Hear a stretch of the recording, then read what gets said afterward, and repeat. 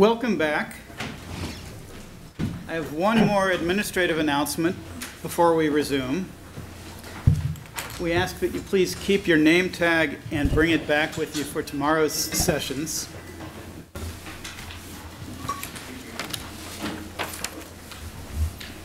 We're going to continue now with the session considering historical perspectives on privacy law.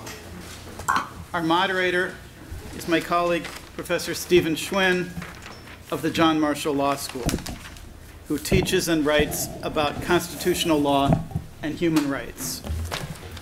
Professor Schwinn. Thank you, David, and welcome back. Good afternoon. We've got a wonderful panel for you this afternoon. I'm really very excited that we were able to put together these four individuals and persuade them to come here to John Marshall to share their thoughts and wisdom with us. What I thought we would do is give each speaker about 20 minutes to talk and then save some time for Q&A at the end. What I'll do as moderator is give a very brief introduction of each speaker, let them get going, and then get out of the way. And so we've agreed that we're going to go in alphabetical order. We'll start with John Marshall's very own Alberto Bernabe. Alberto's been on faculty here at the John Marshall Law School since 1992. Before that, he was a teaching fellow at Temple University, where he taught mass media law and collaborated in teaching torts, products liability, and legal ethics. He also teaches frequently as a visiting professor at the University of Puerto Rico Law School. He teaches torts and professional responsibility here at John Marshall, and he's the author of a couple of blogs that I'm a really big fan of, the Torts blog and a professional responsibility blog. So with that, Professor Bernabe. Thank you.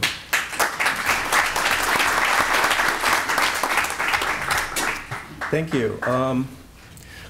We're all here because we're interested in the topic of the notion of privacy, and one of the interesting things, one of the most interesting things about privacy, I think, is that the term can mean many things to different people and many things depending on the area of law that it's being used to as a point of reference. And this panel is, like Steve suggested, a great example of that. We're going to talk about constitutional law and torts and policy, workplace policy, and other things. And my talk is going to be on torts and privacy as a torts concept. My talk is based on a law review article that I wrote on the origin of the concept of privacy as a right for which the law should recognize a remedy in tort law. We didn't have a copy of the article for the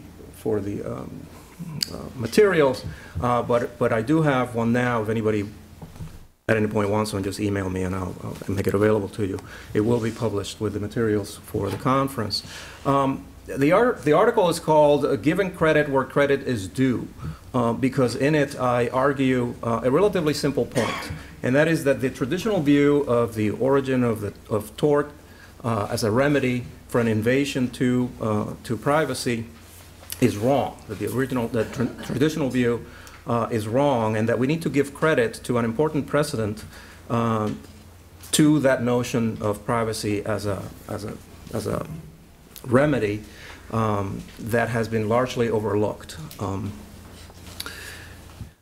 I'm going to read essentially a summary of the article. Obviously, the article is much longer, and I wouldn't have time to read it all, so I'm just going to try to summarize the major points and try to keep it under 20 minutes. Let me know when I'm close. So let me start my watch over here. Okay. Earlier this year, an article was published in the Michigan Law Review that listed the most cited law review articles of all time, at least in the United States. According to this study, the second most cited law review article in the United States history was an article published in 1890 by Samuel Warren and Louis Brandeis called The Right to Privacy. Everybody, I'm sure, has heard of this article. The popularity of the article, as I'm sure most of you know, is due to the fact that it is commonly cited and regarded as the origin of the concept of privacy as an interest that deserves protection under tort law. That view, I argue, is only partially correct and tells only a small part of a story that I think has interesting aspects to it that have been largely overlooked. So what I want to do today is tell you a little bit about that aspect of the story that has been overlooked. In doing that, I am also going to argue that Warren and Brandeis have been given too much credit and that the real origin of the notion of privacy as an interest that deserves protection through tort law was the common law of torts itself, best exemplified by a decision of the Michigan Supreme Court published almost 10 years before the article by Warren and Brandeis. So let me start by telling you a little bit about the article by Warren and Brandeis. The first problem with the argument that Warren and Brandeis created the notion of a right to privacy is the fact that in their article they did not really argue for the recognition of a new right. Instead, they were proposing a new remedy for the violation of a right that, according to them, already existed, and that they claim originated in the right to control information or images as recognized in the common law of copyright, and mostly in the English common law of copyright. Also, the remedy they proposed for the violation of that right was to recognize a cause of action for the effects of the disclosure of the information rather than for the injury caused by the invasion that would have been perpetrated to obtain the information. This approach was consistent with the cases that they used as references to support their argument that the common law already recognized a privacy right, all of which were about the unauthorized publication of information as copyright infringement, but it was inconsistent with the concern they expressed that had been the basis for the need to recognize a new remedy for the violation of a right in the first place. That concern had been the intrusive conduct of the press at the time. This approach also resulted in an inherent contradiction in their analysis. Warren and Brandeis' main argument was that the common law of copyright, which was usually conceptualized as a property right, should rather be understood as being based on a personal right. But the remedy they proposed for the transgressions of the press to which they were reacting was actually based on a notion of property. Because they did not express much interest in the effect of the invasion perpetrated to obtain the information, the remedy was based more on the value of that which the press had taken from the victim, or in other words, the market value of the person's identity or image. Not surprisingly, in the 20 years following Warren and Brandeis' article, as a new cause of action based on the notion of privacy began to develop in different jurisdictions, all but one of the reported cases that discussed the law review article were about the appropriation of a name or likeness.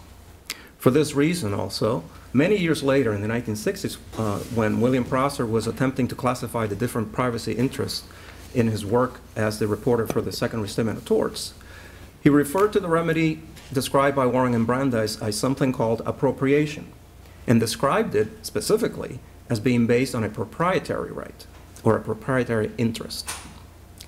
In the end, the claim generated by the article, the right to privacy, was not, conceptually or in practical terms, what Warren and Brandeis had actually envisioned. Conceptually, they wanted to design a remedy for the emotional injury caused by the disclosure of personal private information. Instead, the article mostly generated claims for the commercial use of people's photographs. For this reason, over the years, the claims that type of claim has not been particularly helpful for the common person, and for celebrities, the remedy seems to exist to protect the property or market value of their identity as a product. The notion of a right to privacy slowly gave way to a right to publicity, or of publicity, that transformed personality into an object, the value of which was measured by market forces. In a way, therefore, I like to say that the analysis proposed by Warren and Brandeis went sort of in a full circle. It started as a copyright claim based on property rights, which they claim was really based on a personal right, and ended up becoming a so-called privacy claim that was really based on property interests. For this reason, I argue in my article that in order to find a theory that could support the right that Warren and Brandeis were actually really looking for, one which would be based on personality, identity, and dignity, it would be better to look somewhere else. One second possible source would be the work of Dean William Prosser, who during the 1960s, through a series of lectures, another very influential law review article, which by the way came at number 45 in that article that I mentioned at the beginning, was still pretty good, number 45. And most importantly, through his work as the reporter of the Second Restatement of Torts, Prosser developed a new approach to the notion of privacy as an interest protected by tort law. Prosser's work, however, I argue, also fails to provide a proper support for the theoretical basis for the concept of privacy. Unlike Warren and Brandeis, who, at least in theory, saw the right to privacy as a unifying interest that gave support to a number of claims, Prosser saw a number of distinct claims, each of which designed to protect a different interest. Rather than providing a unifying interest based on the right to privacy, Prosser simply proposed a recognition of a number of separate, distinct causes of action and rigid categories, which actually worked to minimize, if not eliminate, the notion of an underlying privacy right that connected them. In the end, I like to say Prosser may have helped define the remedies, but he did very little in order to define the right. All of which brings me to the original question. Where can we go to find a better source of support for the right that Warren and Brandeis had been looking for? Again, one based on personality, identity, and dignity.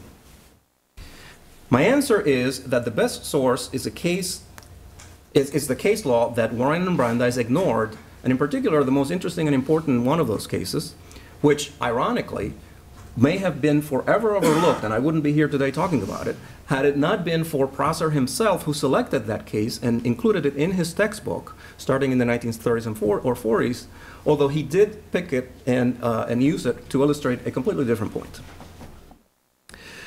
It is that opinion in that case that I'm going to talk about, and not the right to privacy, the article, that provides, I think, the real origin of the law of privacy in the United States. The case is DeMay versus Roberts. And it was decided, like I said, almost 10 years before the publication of the right to privacy. Its facts are probably well known, and you may remember them. If you don't remember the name of the case, those of you who use the Prosser textbook will remember the facts, because, like I said, it's still in the textbook. On a dark and stormy night, remember that? On a dark and stormy night, Mrs. Roberts is given birth at home, and Dr. DeMay was asked to come to aid in the delivery of the baby. The good doctor, who was tired and sick, asked his good friend Scattergood to help him carry his things. Eventually, however, as those of you who remember the case, Scattergood ended up doing a lot more than that. Originally, Scattergood was asked to sit by himself away from the action, and he wasn't expected to participate. But at a particularly difficult moment, the doctor called on him to come hold Mrs. Roberts' hand. It is not clear whether this was done to help comfort her, just to hold her hand as a friend or something, or to actually hold her down with some level of force. What is known is that the reason Scattergood was asked to contribute to the event was that Mrs. Roberts had, just moments before, kicked the other attendant so hard in the gut that she had to leave the room to get some air. So Scattergood was called to take her place. In any case, for whatever reason and however it happened, Scattergood came in, held Mrs. Roberts' hand for a while, stayed by her bedside, until the other attendant came back in the room, at which point Dr. DeMay asked Scattergood to go back to his corner. Literally, to the corner, and face away from the action. Soon after that, the baby was delivered successfully with no further incidents, and the court makes a point in the decision to state that everybody acted responsibly and nicely and professionally and so on. Later, however, upon learning that Scattergood was not a physician or a nurse, Mr. and Mrs. Roberts sued. Although it is not entirely clear from the opinion of the court, it appears that the claim was either for battery based on the fact that Scattergood touched Mrs. Roberts, or for trespass to property based on his actual presence in their home. Based on these facts and allegations, the claim gave rise to the issue of whether Scattergood could raise a valid defense based on consent, because when he arrived at the house, they allowed him to come in the house. And it is precisely to discuss the issue of consent that Prosser later decided to include the case in the textbook. So the case goes to the court and eventually reaches the Supreme Court of Michigan, where, affirming the judgment for the plaintiffs, Chief Justice Marston clearly rejects the claim that Mrs. Roberts had consented to Scattergood's presence by her bedside, holding that her consent had been obtained wrongfully and fraudulently by deceit, the court easily concludes that the consent was invalid and therefore there was no defense, and thus recognized the validity of the cause of action. What's interesting is that a careful reading of the language used by the court to describe the underlying reasoning for the cause of action makes it sufficiently clear, at least in my mind, that the court was not deciding that this was a cause of action either for battery or for trespass to property. For example, first, the court describes the defendant as someone who intruded upon the privacy of the plaintiffs. That's a pretty good hint, right?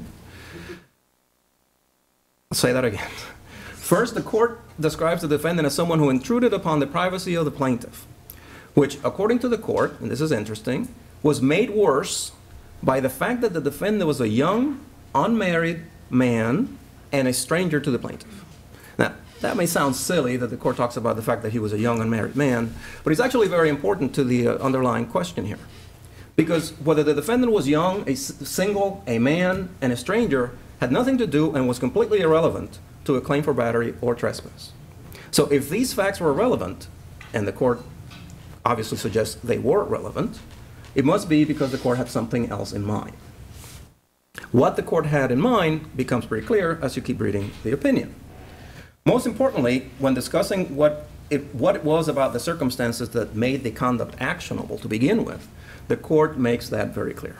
It says, and this is a quote, "It would be shocking to our sense of right, justice, and propriety to even doubt that for such an act the law would afford an ample remedy.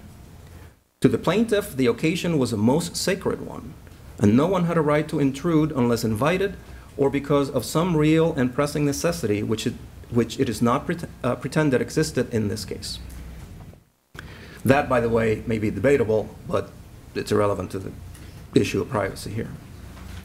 The plaintiff had a legal right, says the court. The plaintiff had a legal right to the privacy of her apartment at such time, and the law secures her this right by requiring others to observe it and abstain from its violation.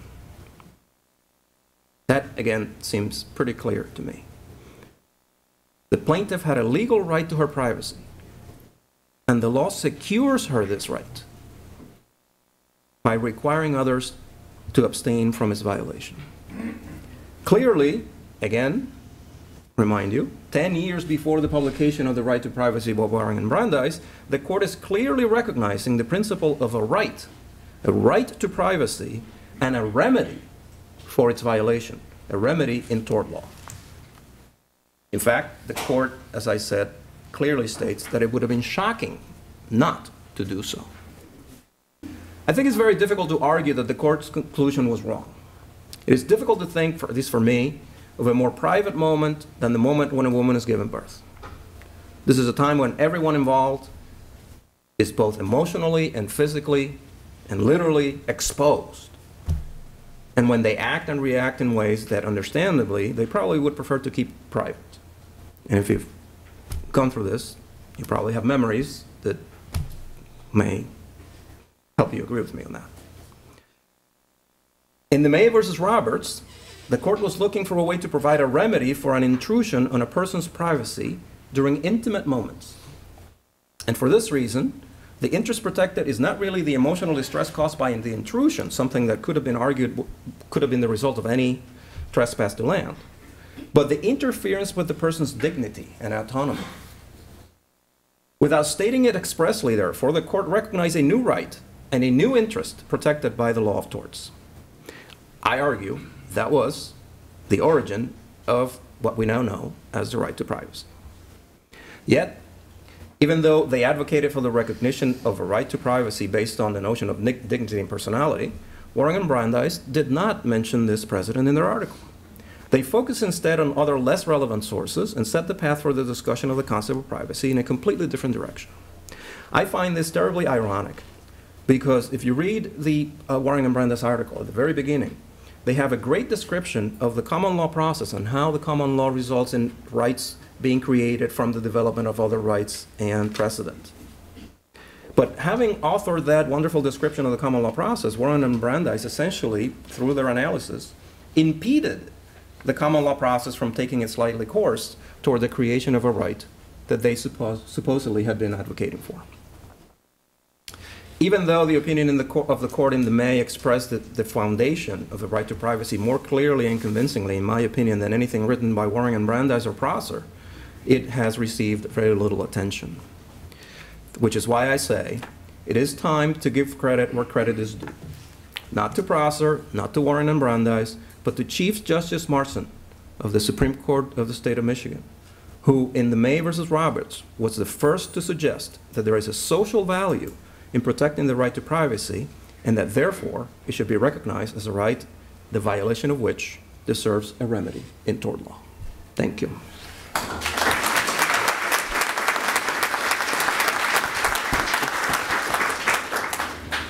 Thank you, Alberto. So next up we have Catherine Colbert. Catherine Colbert is the Constance Hess Williams Director of the Athena Center for Leadership Studies and Professor of Leadership Studies at Barnard College, an interdisciplinary center dedicated to advancing women's leadership. She's a public interest attorney, a journalist, an executive in a not-for-profit world.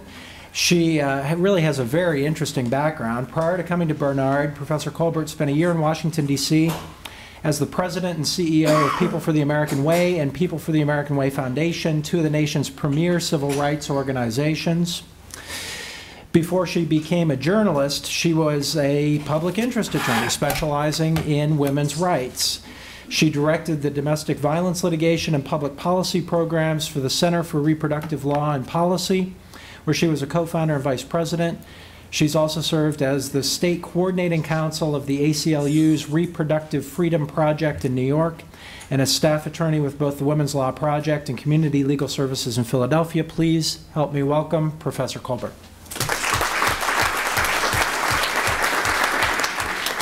So what Steve didn't mention in that very kind introduction, and I appreciate that, it's very nice to be here, is that my real claim to fame is that I argued Planned Parenthood versus Casey in 1992 and spent probably almost 15 years doing work around the constitutional right of privacy at the Supreme Court level from 1986, which is a case called Thornburg versus ACOG, which I argued as well, through the Webster litigation and the Casey litigation. And so I have a very kind of first-hand view of how the court and how the public has really looked at the right of privacy. And so it was really interesting to me this morning to hear, or this right before us, to hear a lot about Justice Goldberg and his life and what he brought to the court and why he was so central to the court's first really big look at these issues in Griswold. And it struck me very much that his life reflected that of an activist attorney, that is somebody who was a part of a social justice movement and looked at law as a way to help further both the political aims of that movement and to further social justice. And that's no accident that Griswold was a result of that, because the history of these issues really go toward how politics is played out through the courts and the law, and is a way of protecting what I consider to be, and I think which most Americans consider to be, very fundamental issues of decision-making in people's lives. So I was struck very much about how he came from a movement, and that is reflected very much in Griswold. So the history I'd like to talk about is really a pretty modern history. It hasn't played out completely. We're still very much in the throes of what these decisions mean. But it starts, you know, in many respects with Griswold. And the two things that I think are important about that case is not what they say, but what they don't say. Because in Griswold, the foundation of the rights to use contraception, remember this was a case in which the state of Connecticut had tried to, or had banned the ability of married couples, as well as single women, to use contraception. This was 1965, not all that long ago. It's hard in our minds now to remember a time in which contraception was prohibited by law. Some of this audience might remember that, but it does seem like that shouldn't have happened as recently as 1965, but it had, and a number of activists, part of a movement, the women's movement that was just beginning in the second wave of the women's movement in 65, really came to try to challenge that law. And in some ways it was a contrived piece of litigation. But the important part of Griswold is that what it recognized was protection for the privacy of the marital bedroom, the privacy that arose between the married couple. It wasn't a right that was bestowed upon women generally. It wasn't a right that was bestowed upon an individual to make important health care decisions.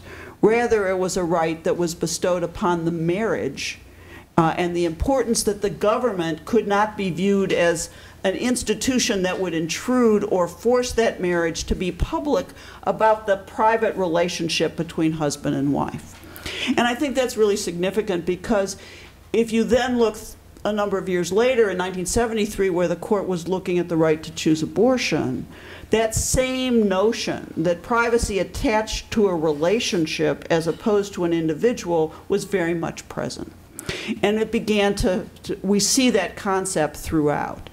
The other piece I want to say about Griswold, and I think this is important, is that the notion about where to ground the right of something that everybody kind of agreed to be fundamental or important or worth protecting was up in the air. No one really knew where to put it. And I think the court has since arrived at the Liberty Clause of the Constitution of the 14th Amendment as the locus of that right. The court in Casey began to think about it as a question of equality. Again, a 14th Amendment concept, but not based in liberty, but more in equality. And so the locus of the right to privacy has really, in a textual sense, has shifted significantly. What hasn't shifted, and I think this is the most important part of all of these cases, is the notion that the society as a whole ought to be protective of things that are important to people's lives. Important in many different respects, important in different ways to different people.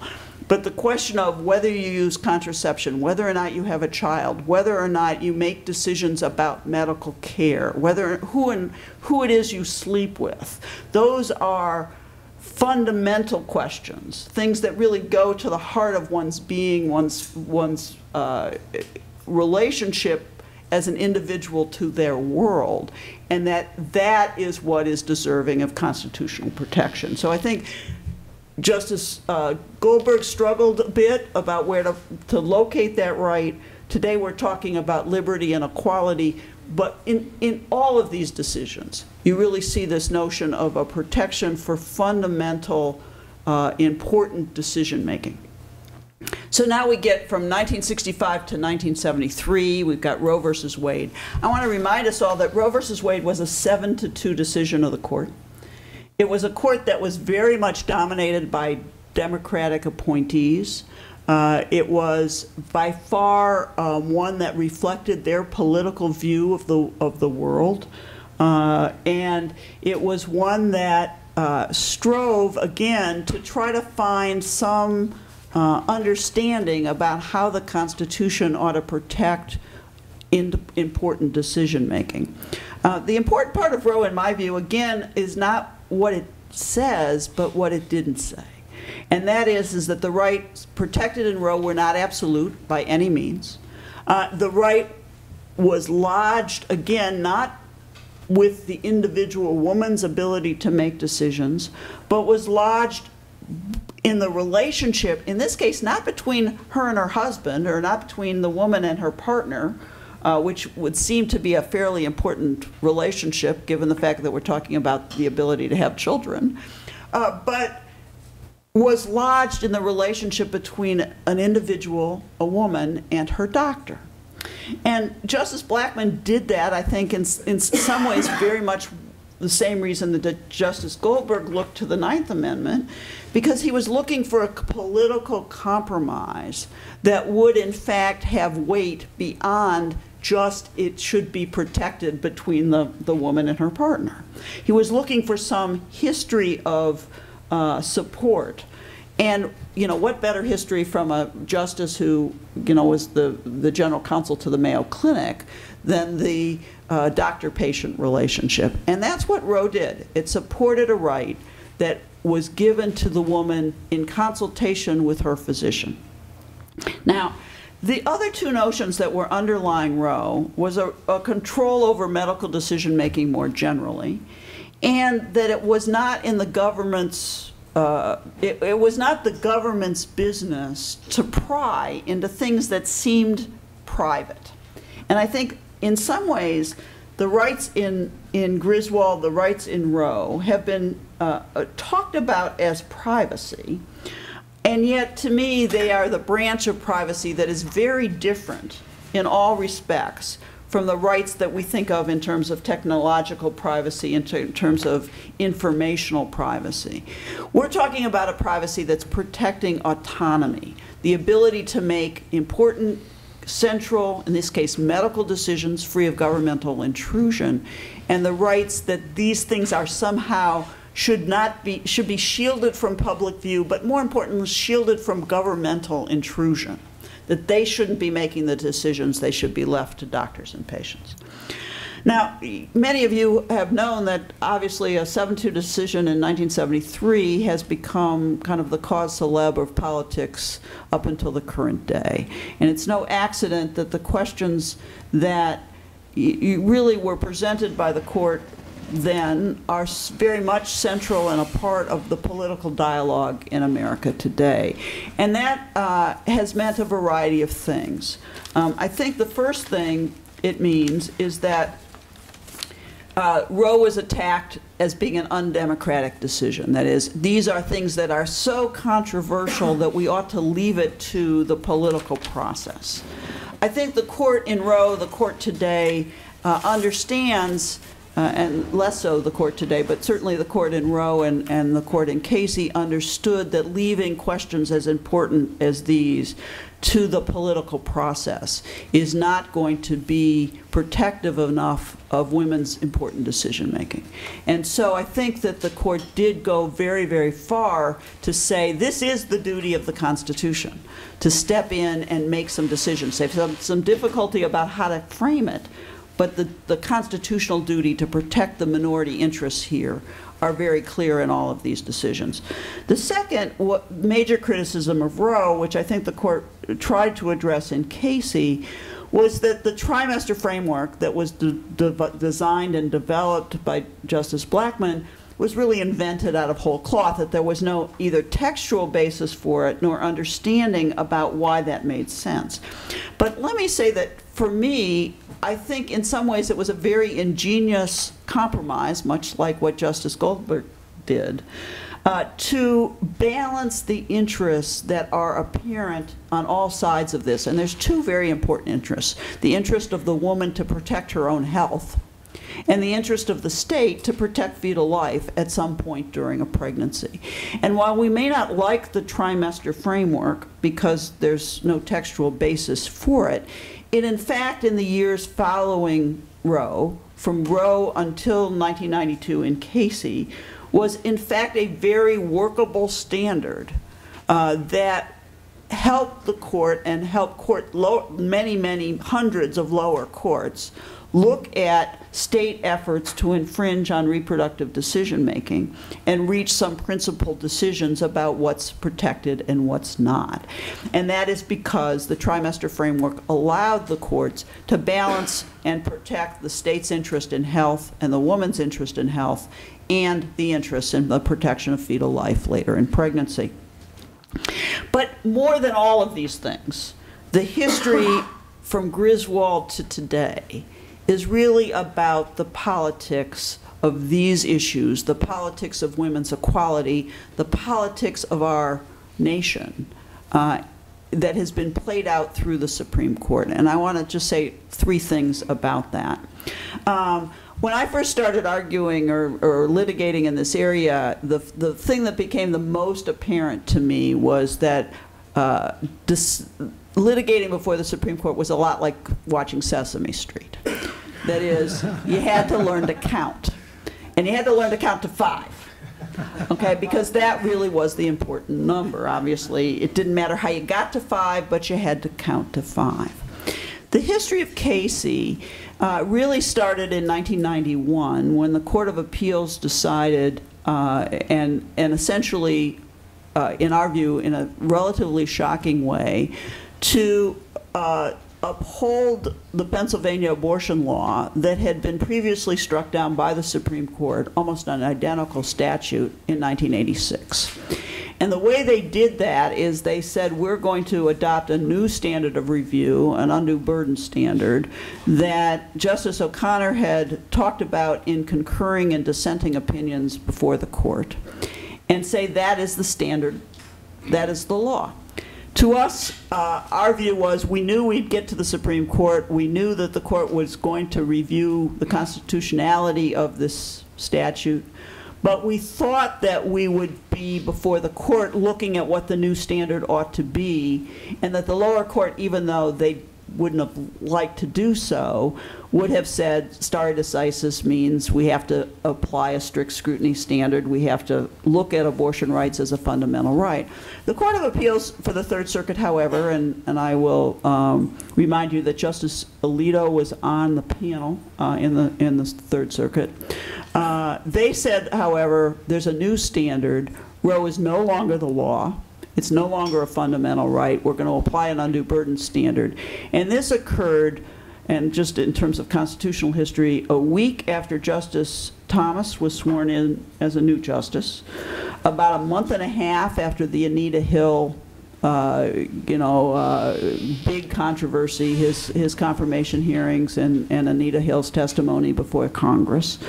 And at the tail end of that time in which a case could get to the court for review before the end of the term. So at that point, and again, this really looks at the politics of this issue, but that's how these issues have played out in so many respects. We were faced with the fact that Roe had already been overturned in the circuit, and there was a presidential election coming up the following November, and we no longer had the critical 5 votes on the Supreme Court in order to reaffirm Roe. 4 justices had explicitly said in earlier cases that Roe should be overturned, and Justice Thomas had just joined the court. And therefore, our view was there wasn't a chance in any formulation that we could win reaffirmation of Roe in the way that we knew it as a fundamental constitutional right that under the highest level of constitutional review. And so as litigators, the question then became, so what do you do? And that's why I say so much of this issue really is the politics of the issue, because the way those 5 justices had been put together as a coalition was a political decision by the Republican Party to appoint justices who would reverse Roe versus Wade. It was also a political judgment of the Justice Department, starting back in as early as 1986, to come in and ask for the reversal of a constitutional right. First time in the history of our nation in which the Justice Department came in and said, we want a reversal, we want to take away a fundamental constitutional right that women had. And that started in 1986. So we began to see this over and over again in those intervening cases. And our view was, what do you do in as late as we were with the election coming up? How do you say to a nation, this is what is at stake? What we ended up doing is what at the time was considered a very, very radical litigation strategy. Our clients decided that it was more important to risk the loss of a fundamental constitutional right before an election than after an election. So basically, we sped up review of the case so that the case would be decided in June as opposed to the June following the '92 election, on the theory that if we lost, which we fully predicted we would, it could become a political issue in the 1992 presidential election. which it did, but even though we partially won Casey. So it was a very radical decision. We ended up filing our petition for certiorari in 2 weeks. It was a petition for certiorari that read a lot more like a press release than a petition for certiorari. We asked one question to the court: is Roe versus Wade still the law of the land? That's why it was a press release. It was not intended to influence the court, who in our view had pretty much made up their minds on this question, but it was intended to be a focal point for the American public to show them what was at stake. And you know, in many respects, that political activity, the one that led up to the creation of Griswold, the one that was very much a part of Roe being decided, the one that was a part of Casey, which was women marching, families marching in the streets, 500,000 people in Washington, D.C. right before the argument in Casey, was in part what I think ended up meaning, or ended up influencing the court to preserve the portion of Roe that they did in Casey. They didn't continue to give credence to the right to choose abortion as a fundamental right. They adopted a less protective undue burden standard. But let me tell you that given what we thought was going to happen, that was an extraordinarily important victory. It was a win by all regards. And when we look at the actual history that we have now put together about what happened at the court, Justice Blackmun's papers had all kinds of really unbelievably interesting tidbits that helped us put all of this together. But the most important thing to know is that Chief Justice Rehnquist had written an opinion overruling Roe. There were 5 votes for that opinion at the conference following the oral argument, exactly the 5 votes we thought would be there. And if you read that opinion, what he does is he basically says that the right to choose abortion, the right to make important medical decisions, and he doesn't really distinguish between abortion and contraception, are things that ought to be left to the democratic processes of the states. We will only give the most minimal rational basis review of those statutes. And he doesn't explicitly say we are overruling Roe, but he says the only interest that's protected is a liberty interest that's entitled to rational basis review. So that's about as effective an overruling as you can get without an explicit headline to that effect. The important part of all of this history, however, is that what's happened, at least in my mind, ever since. And I think that we can see 2 developments that have come from Casey. How am I doing on time? Am I okay? Yes, you're doing okay. Okay. So there's 2 really critical developments we've seen since Casey. One is by winning half the loaf, or only part of the argument, what ended up happening, I think, is 2 very good things and a number of very bad things. The good things is that it managed to give protection for women's decision-making against the most draconian kinds of statutes that we saw being introduced in states before Casey. Many of you may well have remembered that the island of Guam, the state of Utah, the state of Louisiana banned abortion in the days before Casey. And those cases were going through the courts when Casey was decided. By giving and preserving a undue burden standard, or a middle standard of review, the court was very explicit to say that women do have the right to make these important decisions. The second important thing that Casey did, and I think this is important, is it started to shift where it grounded the rights that we're talking about here. Liberty had been kind of the common notion of where this notion of autonomy lived in the Constitution. In Casey, the court was much more explicit to ground the right in the notion of equality, that it belonged to the woman in consultation to with her doctor, not to the doctor-patient relationship, but to the woman, and that her ability to function as part of society, to participate equally in the workforce, to make sure that she could have control over decisions about when and where to have children, was really critical to her ability to function as a participating and equal member of society. Justice Blackmun had pushed the court a bit to do that in the intervening years, but it wasn't until Casey that we began to see privacy thought of as an equality interest as much as an autonomy or privacy interest.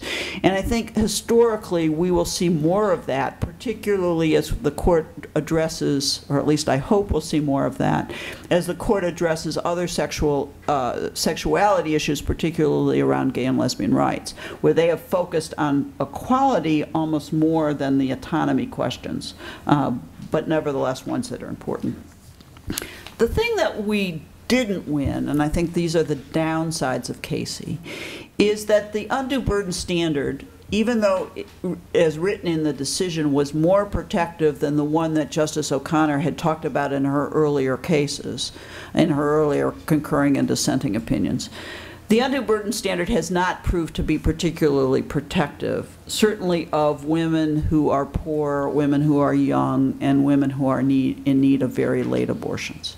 It's been protective enough against bans and protective enough against husband notification or consent laws.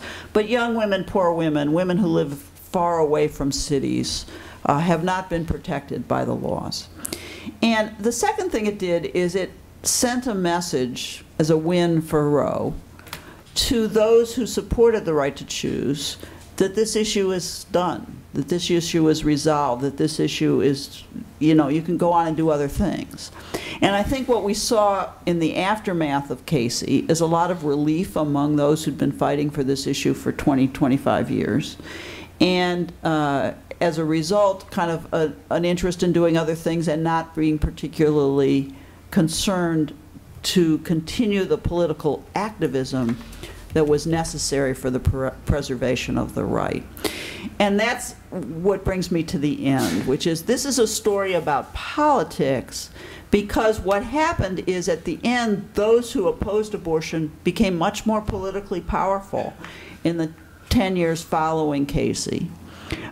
In the last 2 to 3 years, we've seen 80 statutes be passed at the state legislative level that restrict women's ability to make reproductive choices, much greater than even in the days of Casey. And so all of the energies, the movements on both sides of these issues are playing themselves out again in light of this, in this case, the 2013 election. No, 2012, when I got I'm in the wrong year, the 2012 election. And I think that's really the story that we need to see how this right is going to develop in the long term. I've been encouraged, as a pro-choice activist, been very encouraged in recent months to see a reactivation of women's concern around these issues. The Komen for a Cure controversy, the attacks on Sandra Fluke, feel a lot like the activism in 1992. The fact that it's become a presidential election issue is very much a reflection of 1992. And let me just add one more thing. I think the decision in the healthcare debate is very, very much, in my view, linked to the decision in Casey.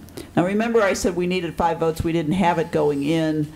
Rehnquist wrote that decision overruling Roe, but what happened was Justice Kennedy switched his vote.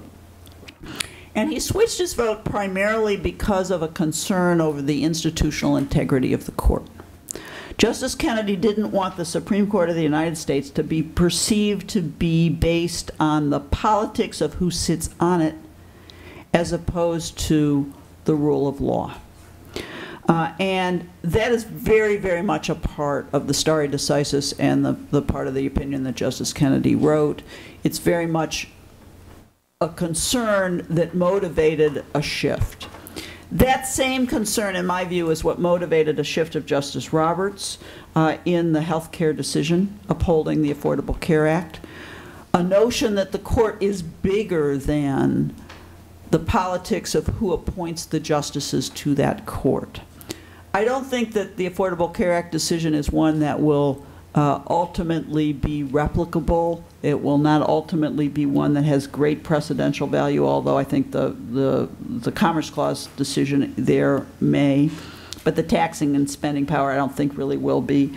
But I think that Justice Roberts' concern that our nation has to support a court based on the rule of law, not on the politics of who appointed the justices, is the message of Casey and is the message of this particular court in this past term. And I hope that is the message that we can take forward as the right to privacy develops in the future.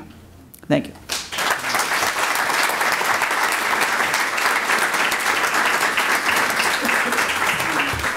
you. Thank you very much.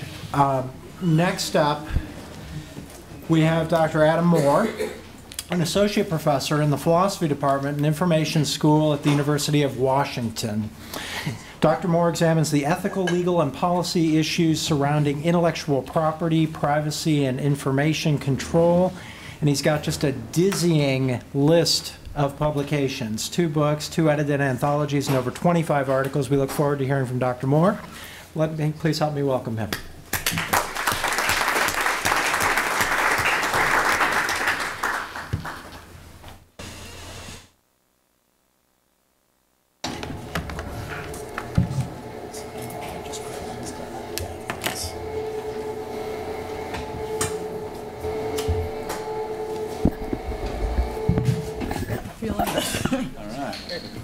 Too bad. Kind of walls people off there, gives them a little privacy, I guess. I'm going to break with tradition and go with a PowerPoint. Maybe that's not allowed to do that in philosophy. We used to, on all our conferences, read basically 20 pages of text word for word because we were worried about sharks in the audience and we want to get everything just right.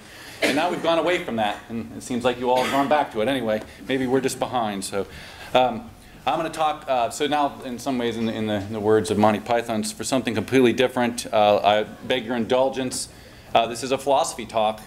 It does get into the law, obviously, in a number of different places, where I'm going to do some hand waving when we get to the specifics of law, because I'm in a room full of experts. I'm going to try to stay on the side of things where I'm an expert, which is moral theory, political theory, and some of the issues related to that and privacy.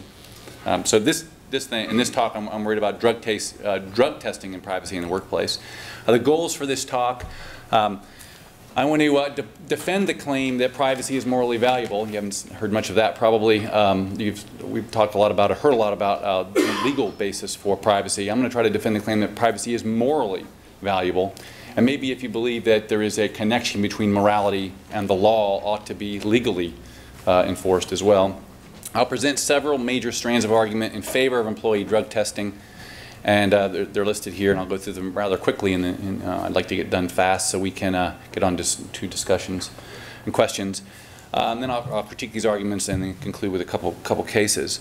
So when I started worrying about this specific issue a while ago, I started thinking about what philosophers like to do is jump to a different kind of case and see if the parallels hold up. So early on in my academic career, I was worried about intellectual property, justifying intellectual property right and that kind of thing. My dissertation was called A Lockean Theory of Intellectual Property, and I am also from the Ohio State University originally. And then at the end of that, I started worrying about privacy. Well, as soon as you start to switch, start thinking about intellectual property rights, many people these days don't like intellectual property rights. It's all about walling off access. It's about control. As soon as you take that, those kinds of ideas and you switch it to privacy, all of a sudden people are in favor of restricting access and so on. So very similarly, I give a kind of parallel argument. What if we had workplace BMI testing, body mass index testing, to test for whether or not people are overweight in certain kinds of ways?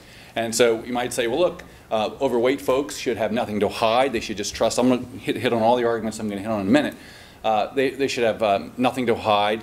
They should just trust their employers to know what's right, just, fair, and good. They have more accidents at work. They're less productive. They use more health care. We could go on top. We could add to that being overweight. I might give a moral argument. It's a hallmark of somebody out of control. So maybe it's rationally imprudent. And if anything, human beings, We like to say of ourselves we are rational, and so I might think of a kind of moral claim there. You could say that workplace BMI testing is a part of your employment contract. You knew it coming in. Now, how can you complain after the fact that we're going to draw blood and we're going to see if you had that Twinkie this morning or what you had for breakfast? As soon as you switch the case to that, I think everybody starts to get squirmy. At least I do. Because I think, wait a minute, I mean, but if you find these arguments forceful, I think these arguments do more or less stand or fall together. So if you think workplace drug testing is right, just, fair, and good because of the safety argument or the moral argument and so on, then you also have to think these other things. Obesity testing or something like that. Switching now to how I define privacy. I've spent a lot of time worrying about how you might define privacy. By my lights, I like the following definition. A right to privacy is a right to restrict access to and uses of certain kinds of locations or bodies. In that sense, it's a physical or locational privacy I'm talking about. It's also a right to control access to and uses of certain kinds of information, sensitive personal information. I like that definition. Maybe you don't like that definition. And philosophers, we like to argue about definitions like everybody else. If you don't like that, just call it schmivacy. It doesn't really matter that I use the word privacy. I could stick an S out front or something, an S and an M out front. I still get what I want, to the extent that I'm going to argue that to the extent that we violate the norms of control surrounding schmivacy, I'll continue using privacy, we will undermine your ability to live a healthy life. So we'll get to that. So like I say, rituals of association and disassociation, coming together and leave taking, are important to us. And I'm going to try to make good on the claim that it is a necessary part of human health and well-being. So that's just what I say here in this slide. And in large part, what we're asking, I think, is not what we have a right to shield from others, and what they have a right to know about us. And that's a very interesting. Where that line is drawn is where all the action is. I happen to think it's drawn in different places than most people, but we'll see. So there's a lot of interesting sociological studies dealing with privacy. That deals with how privacy allows groups to preserve themselves and maintain status divisions. It's a necessary part of growing up. I have an 11-year-old daughter and a 13-year-old son. As they grow, as they've grown, they demand more and more privacy. The door is wide open 4 or 5 years ago. Now the door is mostly shut. And my daughter is now actively saying, "This is my domain. Keep out." She's establishing the walls of physical privacy and informational privacy. Now she has her own phone, and she says, "Dad, you can't access. I don't want you looking at my texts. There's my information between me and my friends. You stay out." I think this is just a natural part of growing up, at least within our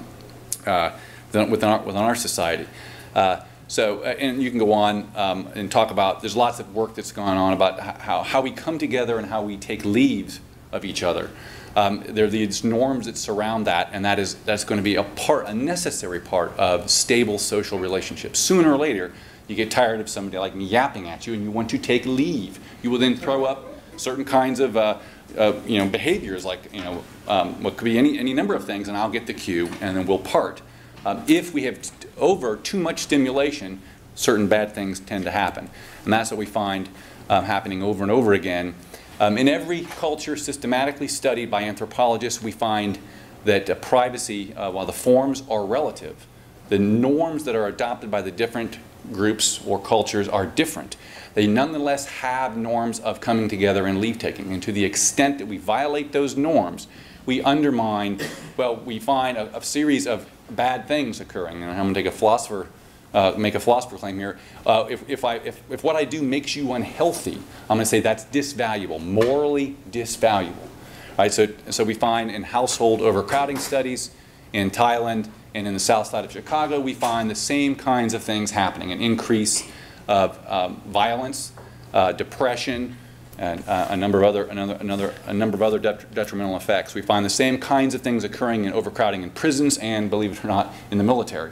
And so it's very hard to do human subject studies these days. So what we have is a fairly now, I think, conclusive set of studies that show, to the extent that we violate those norms, whatever your society, has adopted, if we systematically violate those norms, you will be less overall healthy in terms of psychologically and physiologically. So that's the kind of claim I get here about the value of privacy. With that, I think we conclude that privacy is morally valuable. Some legal stuff. I'm not, although I've taken law classes mainly in intellectual property. I did all my work at Ohio State University in the philosophy department. And so I'm going to try to skirt many of the kind of nuanced legal questions. See, there's when I look at the history of this, briefly for this conference, I think in the 50s, 60s, and 70s, there was a push toward workplace drug testing based on the idea that there was an uptake in drug use, and people thought, and there was also less efficiency in the workplace. The American worker was being less efficient, and they figured there was a causal connection between the two. So we have these legal cases. It's a national interest. We need to keep workplace productivity up. Drugs are causing that to fall, so we need to now have these drug testing. I think drug testing programs, and so there were several cases that came on board at that time. Currently, I think one of the two fascinating current topics right now is I'm from the University of Washington in the great state of Washington, where we will, and I think almost for sure, legalize recreational use of marijuana in a month or so. Right? And I believe Oregon and Colorado will as well. Now we're going to, I think, in a very interesting set of cases that will happen there at the constitutional level. This idea that the sovereign people of the state of Washington have voted to legalize recreational use of marijuana. They're going to set up, back in Ohio, they had state liquor stores, right? You went to a state liquor store, you bought a bottle of booze, right? Now they're going to have state, I guess, run marijuana stores, right? It's all set up, and supposedly you can walk in and buy yourself some hash or something like that, right? And there you go. And the question, I think, is going to be interesting constitutionally is, will the federal government squash this? They've gotten after the medical marijuana in California and Colorado. They've left the state of Washington alone so far. And I think this amounts to their, when I look at it, when I be a little bit arrogant or whatever, I think it's the equivalent to the federal government saying they're their little children at the state of Washington. You should not be able to allow yourselves this privilege or this liberty. And that's exactly the way I see it. Now, if you believe if you take a states' rights kind of line, you should think, and I think several of the candidates in this election have spoken up on this, that it seems like they might just leave us alone, and we'll actually get this experiment. So we'll see how that happens. It'll also be interesting to see what happens in the state of Washington with the drug testing laws in place. What will happen to those laws when marijuana is legalized in a month or so? At least it's trending 57 to 32 ahead right now. Who knows? That looks pretty good. So now switching to the arguments that are typically given in favor of workplace drug testing. One is the nothing to hide argument, and that's one side. The other side of that coin, I think, is I call it the just trust us argument. The nothing to hide argument goes something like this. If you've got nothing to hide, why should you care if somebody takes a urine sample on the job or whatever? Now, I think if indeed there are moral norms and moral claims surrounding a right of access that I control and not others, that whether or not I have anything to hide is irrelevant. It's my claim it's my barrier to control access. I have that right. I might have nothing. There'd be nothing special about about me at all in a whole wide range area of my life. But it's up to me to decide who gets access to that, not somebody else. And so I think, and on the other side of that, if this is a compelling argument, you've got nothing to hide, then why not go one step further and mount surveillance cameras on bedroom walls and so on? Or better yet, I think the logical end of this is WikiLeaks, right? If it is okay, if I've got nothing to hide and you should be able to look into my life anytime you want as my employer, right, then why isn't the reverse true? That you've got nothing to hide, CEO, president of the university. Why shouldn't I get why shouldn't I get to look into your life? You've got nothing to hide, right? Or government official, or judge, or whatever. As soon as you switch the focus, everybody starts getting squirmy. And I think the logical end of the nothing to hide view is WikiLeaks. And I think, well, I may not have anything to hide. It's still none of your business. I have a right to restrict access in a certain way. The other side of this argument is just the just trust us argument, and I picked some funny But it is, you do find this. The CEO of Google actually said, you just need to trust us to do what is right, just, fair, and good with your sensitive personal information that we get, so on. I find that amazing. Again, I think this is, as soon as you switch the focus, you should just trust us. Well, maybe we shouldn't just trust us. There's lots of examples of CEOs and politicians that we shouldn't trust. But again, as soon as you switch the focus, maybe we should have committees of college professors, and maybe they should be the ones that decide the balance between security and privacy or workplace drug testing. We'll have a committee of college philosophy professors. We're well-meaning, upstanding individuals. You should just trust us. Again, I think as soon as you switch that, you think, I don't think I would want that group of people deciding the balance between privacy and security, or privacy and workplace drug testing, any more than I would want some other folks. By the way, we're just as unaccountable. Once you get tenure, it's near impossible to and so without that accountability, you get all kinds of trouble. So switching now to some of the other arguments, you get the safety argument. There's the argument from healthcare, and there's the argument from productivity. Just briefly, sorry, I'm supposed to stay close to the microphone, sorry. The safety argument is basically people who use drugs off the job or on the job have more accidents.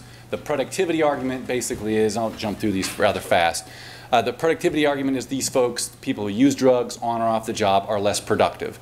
And healthcare argument basically goes, the people who use drugs on or off the job use more healthcare. By the way, if those empirical claims are true, and if they were true of people who have people who might be overweight, or people who smoke, or people who have small children.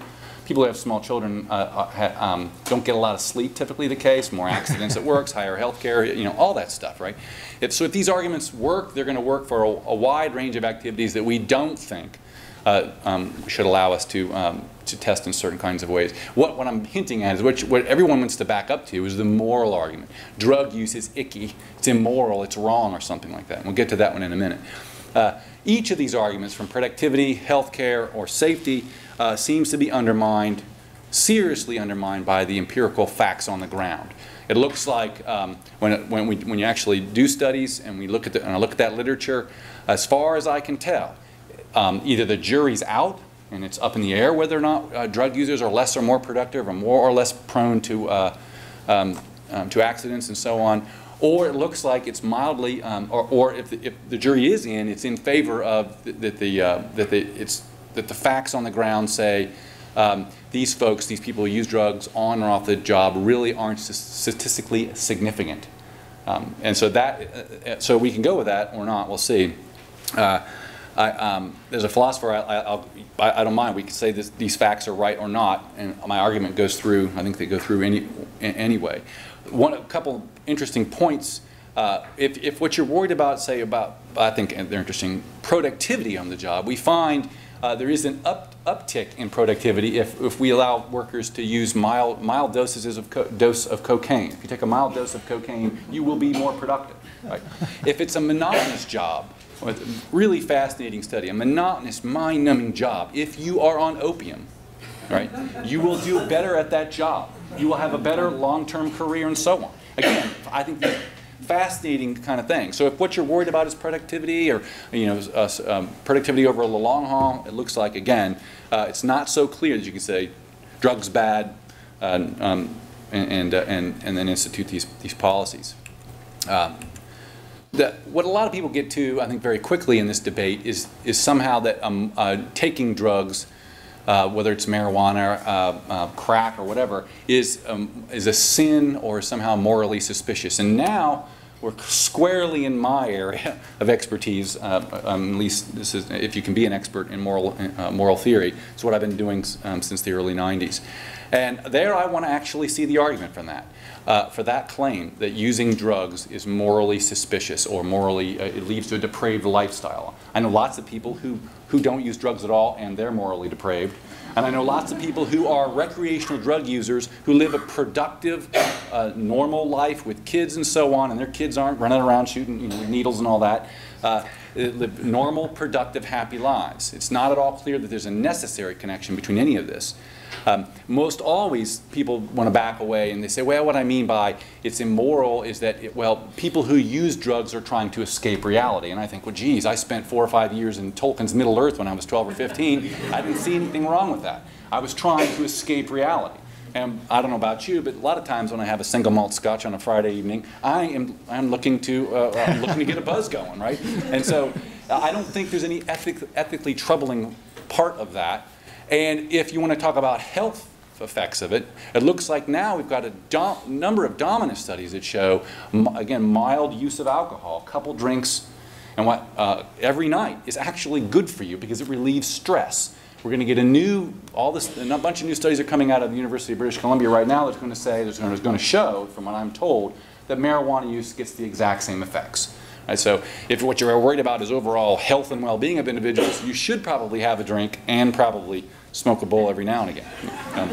I don't know about heroin or the rest of that stuff, but anyway.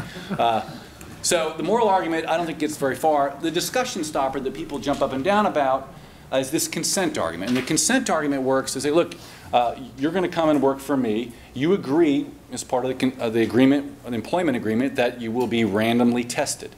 And I think that many folks think that this argument is a discussion stopper. You agreed, what do you have to complain about? And I think it's only a discussion stopper if that agreement is made within certain kind of circumstances.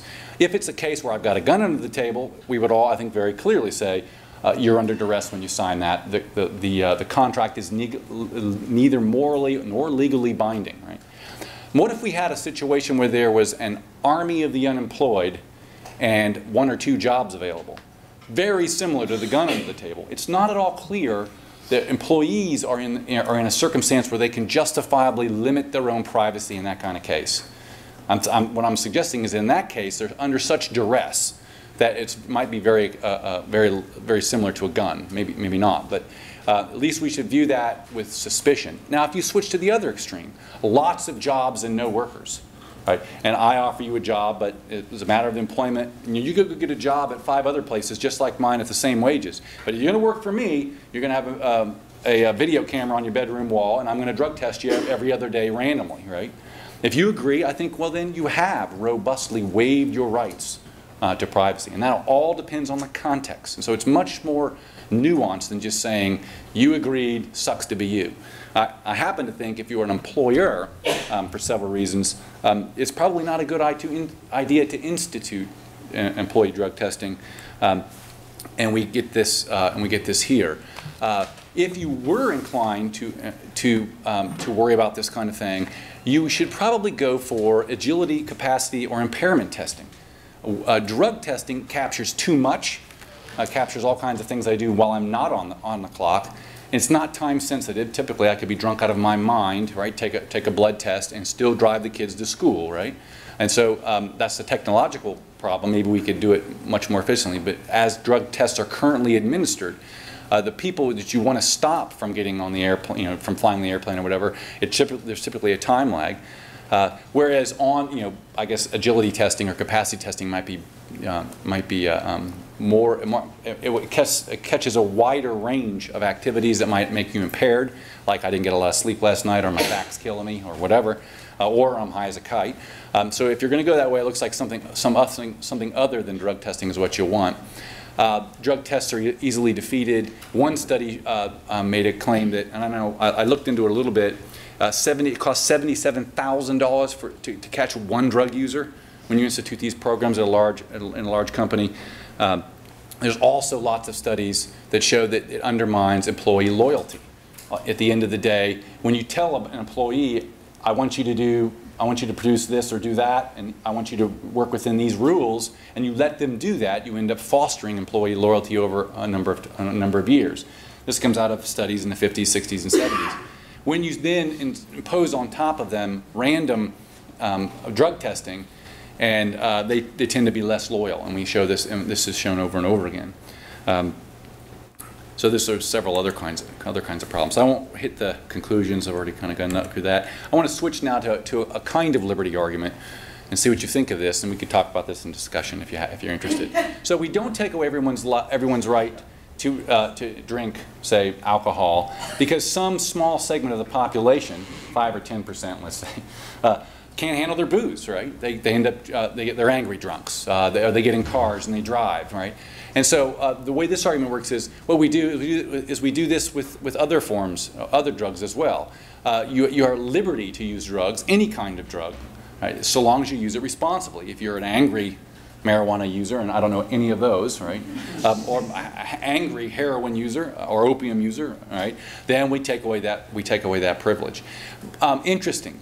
When we look at what's happened in other countries, in Portugal in 2001, they decriminalized possession. So at the time, you could have, I believe, up to 10 hits of any given substance on you, right?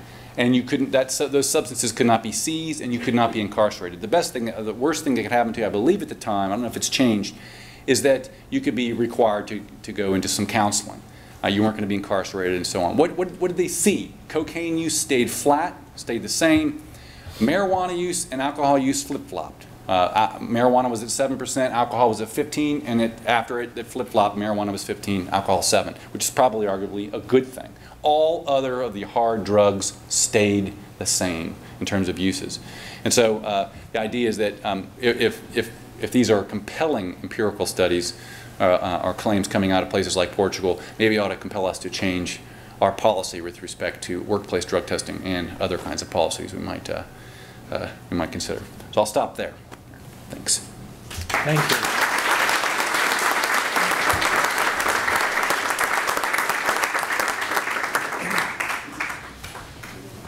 Thank you, Dr. Moore. Last and certainly not least, we have Marc Rotenberg.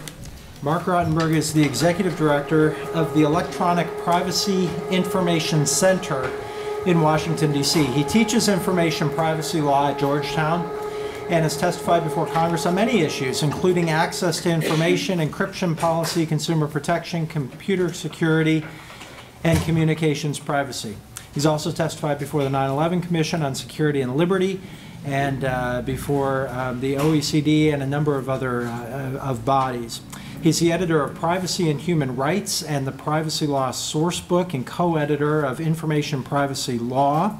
And here's a fun fact: he's a tournament chess player who won in 2007 Washington, D.C. Chess Championship. So please help me welcome Marc Rotenberg. Thank you.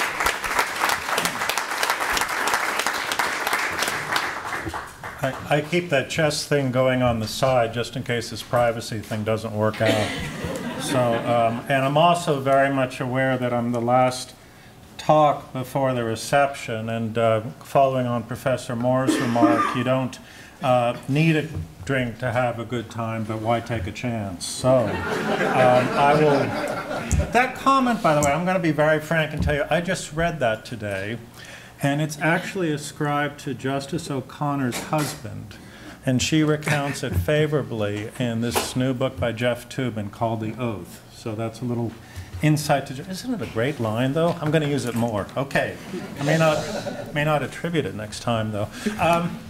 And I also wanted to especially thank the John Marshall Law School for organizing this symposium. We actually go way back. And I have a special fondness for Professor George Trudeau, who approached me about 25 years ago when I had just finished up a job with Senator Patrick Leahy to get involved in the ABA and the committee he was chairing at the time on information privacy issues. And I think George was really, as others have said, very forward-looking about the importance of this issue. And I know the work that David and Leslie and others are doing is just great and very much in this tradition. Also, always good to see Amitai and Peter. I don't know that we agree all the time, but we seem to appear quite a bit together. So it's really kind of special. You know, David approached me about this conference around the time that I had just read an article in a law school magazine, one of these privacy articles that kind of scares you to death about everything that's going on with your mobile phone and the cameras on the streets and the NSA and And, you know, the list is long, as we all know here. And then it ended up basically with two conclusions. This is the way technology is, get used to it. And if you have any concerns about it, it's all on you, right? And we actually read, I think, a lot of these articles, not simply in law journals, but in the newspapers, of course. We're constantly reminded of the threats to privacy. And then we're told, A, that, you know, it's privacy's gone, get over it. Scott McNeely's company is gone. I wonder if he got over it, but that's a separate story. And then two, you know, if you're really concerned about privacy, kind of stay up late at night, work out those privacy settings, go back and check them the next day to make sure that Facebook didn't change them back while you're asleep, because they do that, by the way. And it really kind of makes, you know, Sisyphus's life seem like, you know, Club Med, right? And then I thought about it some more, and I said, well, geez, there was a reason I went to law school and spent all that money. I mean, we have legal institutions. And one of the remarkable things about legal institutions is that they give you the opportunity to make change. They don't guarantee change. It is on my kids, as my kids like to say, it's on you. It's on you to make the change. But legal institutions provide the opportunity. And thinking about Justice Goldberg's concurrence in Griswold and how he read, you know, the Ninth Amendment, I think it was a bit of a call. I mean, it was a bit of a call in the way that he wrote about the abolition of the death penalty before other members of the court did, which became an invitation for many people who care deeply about human rights in the United States to actually get a little bit more ambitious than they had in the past about one of the key concerns in the U.S. Criminal justice system. And I think we live in that sense with a very wonderful legacy.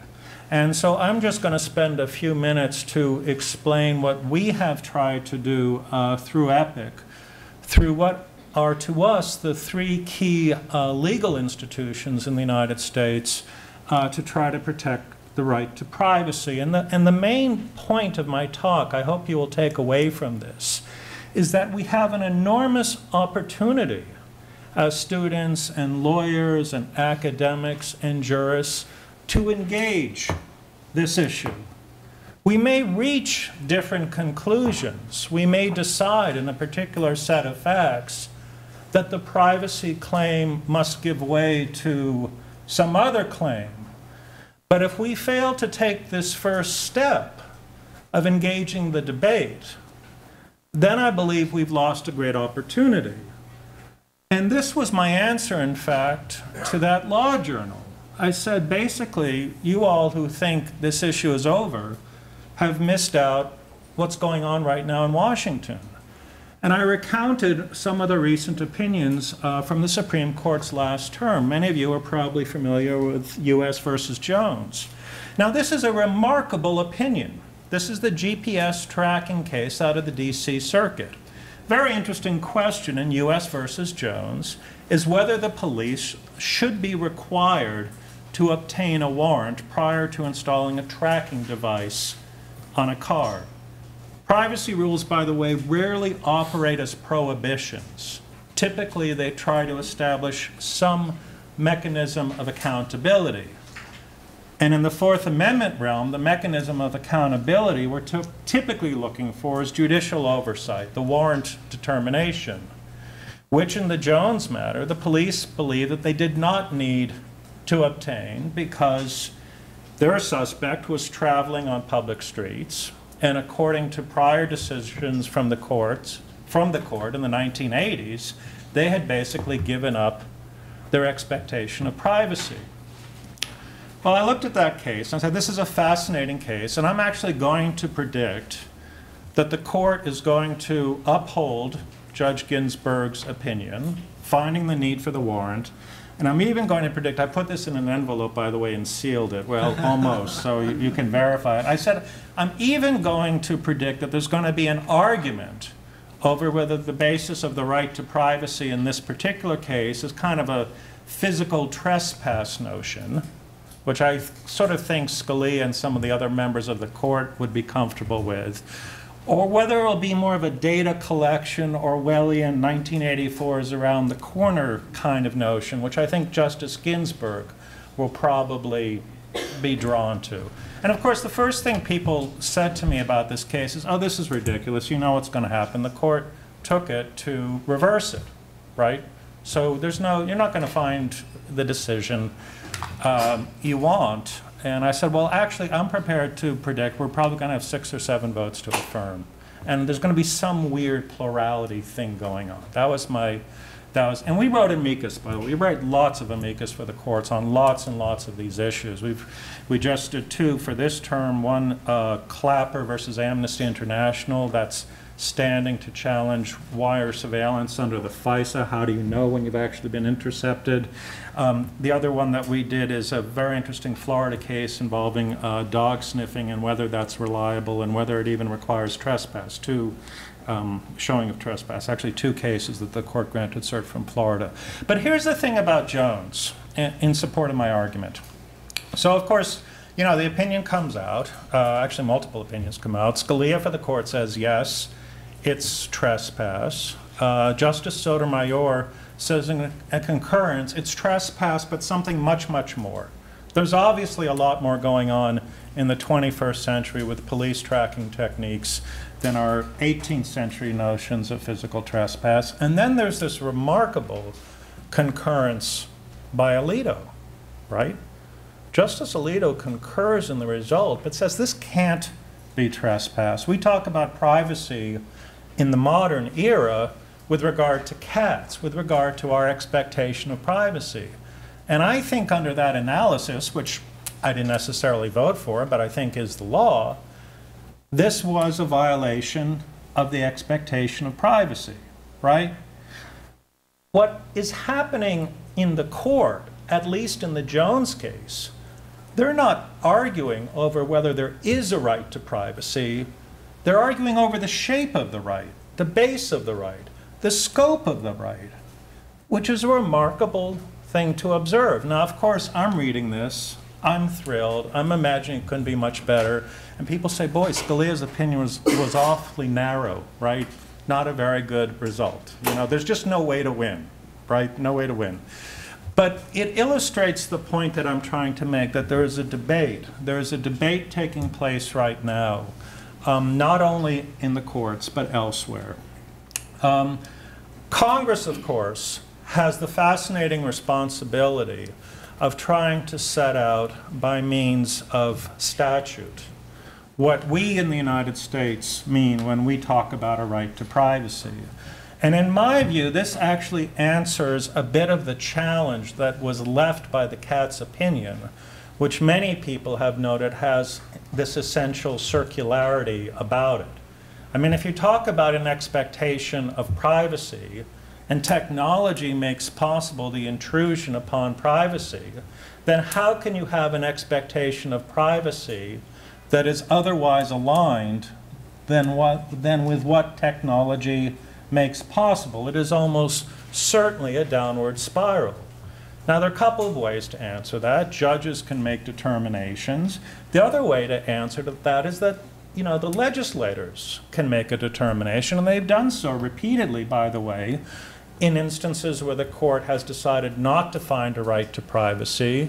In the search of newsrooms, for example, that was the Zurcher case, and a couple years later you have Congress passing the right to financial, the Privacy Protection Act protected newsrooms. There was the California, Smith versus Maryland is the toll record case, which Congress addresses through the Electronic Communications Privacy Act.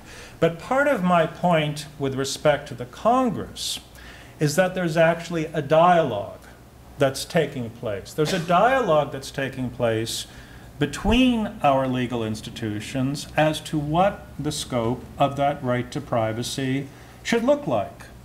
And if the court decides, for example, that it doesn't believe that a right to privacy should be established, that actually doesn't end the discussion. And it's a little unsettling, I know, for law professors to hear that, because so much of our orientation is around the decisions of the Supreme Court.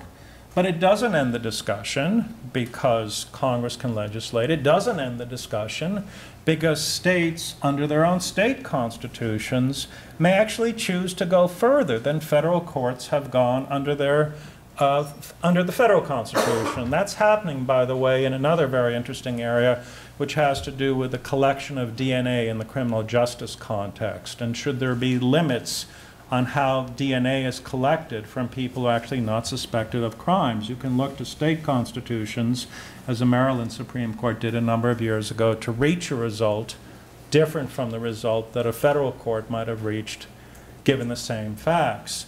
Another very interesting question regarding the role of Congress in the protection of privacy is what meaning should we give to statutes that are passed before a new business practice emerges. So I'll tell you about one law I'm a little bit familiar with. It's called the Video Privacy Protection Act. It was passed in the late 1980s when people who wanted to, watch movies at home went down to the video store and rented a videotape and slid the cassette in the thing and watched 1200 kind of blinking in front of them, and eventually, got the cables right. We had kerosene lamps, by the way, and quill pens as well, which were easier to manage than the cables on the video box. But eventually we got the cassette in there and we got to watch the movies. The problem, I think, for Judge Bork during his nomination hearing was that the reporters who were covering that hearing were getting a little tired of all the discussion of the law review articles, and someone wanted to just get to the heart of the matter, went to the local video rental store and actually got the rental list of Judge Bork in his family and published an article describing, this list of video rental records. And by the way, I should say, there wasn't very much on the list. It was like James Bond and John Wayne, and there was one R-rated movie, which was the rock video by the group Tommy, but that was actually his daughter, and he didn't get any credit for it. He commented later that maybe if it was a more interesting list, he would have ended up on the Supreme Court. So, who knows? But of course, it was a very interesting moment because suddenly a world of information that was largely analog, a broadcast world, a world of television and radio and print, where you could receive information and not be identified by an event or a transaction for something that you listened to or watched or read, was being transformed, was being digitized. And those acts of viewing information and receiving information were now being recorded, which was a very significant change in the information landscape. And Congress and the public, I think understandably, said there should be some privacy protections there with regard to the rental information of consumers who get access to this information. Not that there may not be reasons to collect the information, or not that the merchant might not need to use the information, or that there would be appropriate ways to market the information.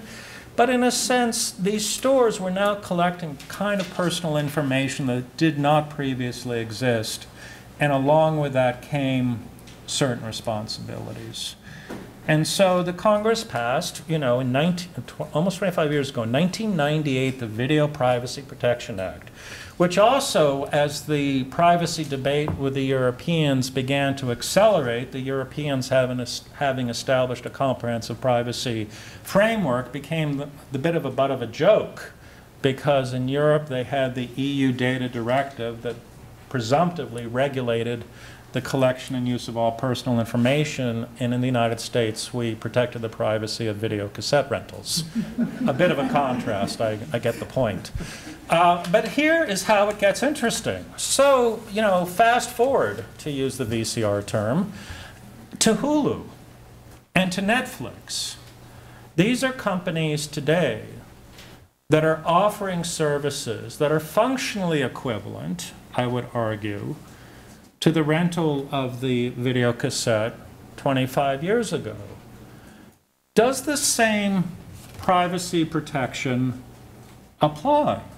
The statute says video rental cassettes and other similar materials, or other similar audiovisual materials, I think. That's probably the definition. Other similar audiovisual materials. interactive video on the internet?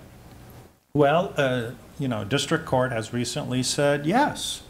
That's the purpose of this law, is to try to protect the viewing habits of people who receive information in this digital environment. Is that correct? I don't know. If another court makes a different decision, Congress could come back and amend the law. Someone could argue today, this isn't what Congress intended. We don't want it. Congress should amend the law so that it doesn't apply. I mean, these are all, I think, very interesting questions. They are also the material of the privacy debates that are taking place now in Washington. I'm going to jump over to the third category, which is, in some respects for us, maybe the most interesting. It's a category you know, that frankly didn't exist at the time, or for our purposes, at the time of the Griswold decision or the Roe decision. And that is the role of the U.S. Federal Trade Commission, which has, by its organic statute, really nothing to do with privacy. The FTC was established, although it does go back to Brandeis, so there is a common lineage here. But the FTC was established during the Progressive era to police unfair and deceptive trade practices. In other words, if you ran an advertisement that said you were offering, you know, a new BMW for, you know, $5,000, and everyone came to your lot to buy that new BMW for $5,000, and you said, oh, didn't you see it said Sunday mornings between 2:10 and 2:25 a.m. That was the time period for that offer, and I'm sorry, but now that you're here, I'd like to show you some other cars. Well, those were the kinds of traditional unfair and deceptive trade practices that the FTC had policed. Remarkably, just over the last 5 years, the U.S. Federal Trade Commission has become the primary agency within the U.S. to protect consumer privacy interests, to protect internet privacy interests. Because the Federal Trade Commission has entered into significant settlements with Google and with Facebook concerning the collection of the data on their users.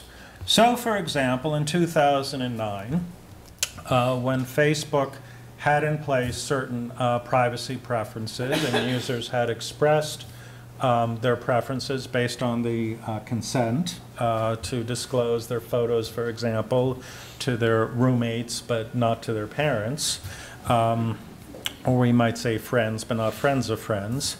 Facebook went back in and said, well, we're going to offer you something that we think is kind of cool, and to make this work, we're going to kind of change a few of your settings. Now, if you're not happy about that, you can go back and change them back. But we think this is a really good change for you, and we're going to go ahead and change the privacy settings. We and a group of other consumer privacy organizations wrote to the FTC, and we said that's unfair. You can't ask people, once they've made these choices, to select their privacy settings, which they have to rely on, in fact, because there's no general legal obligation with regard to this type of data collection in the United States, to then go back and reassert their privacy interests. And over some period of time, the Commission conducted an investigation and agreed with us, consent order. The Google matter arose, and some of you may have actually experienced this, when Google in February of 2010 wanted to launch a social network service to compete with Facebook. And their social network service was called Buzz. And the way they were planning to populate the social network service was by taking the Gmail users and saying, guess what? You guys are now, you know, users of our new social network service called Buzz. I'm simplifying a bit, but this is roughly what happened. And the privacy consequence was that the personal email address books that people had created for the use of Gmail then became available as a social network public user account accessible to others.